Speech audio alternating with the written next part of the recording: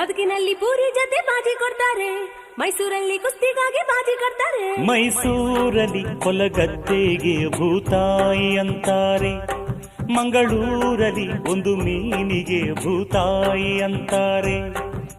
ನಿಮ್ ಕಡೆ ಭಂಗಿ ಅಂದ್ರೆ ಹೋಗಿ ಸೊಪ್ಪು ಹಚ್ಚುವುದು ಸೇದುವುದು, ನಮ್ ಕಡೆ ಭಂಗಿ ಅಂದ್ರ ಚೊಕ್ಕ ಮಾಡು ಮಾನವರ ನಾಮವದು.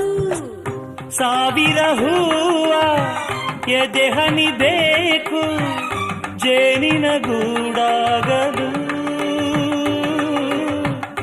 ಸಾವಿರ ಭಾವ ಸಂಧಿಸಬೇಕು ಕನ್ನಡ ನಾಡಾಗಲು.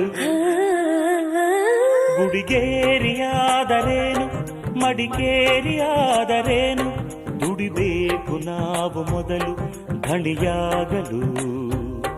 ಬಂಗಾರದ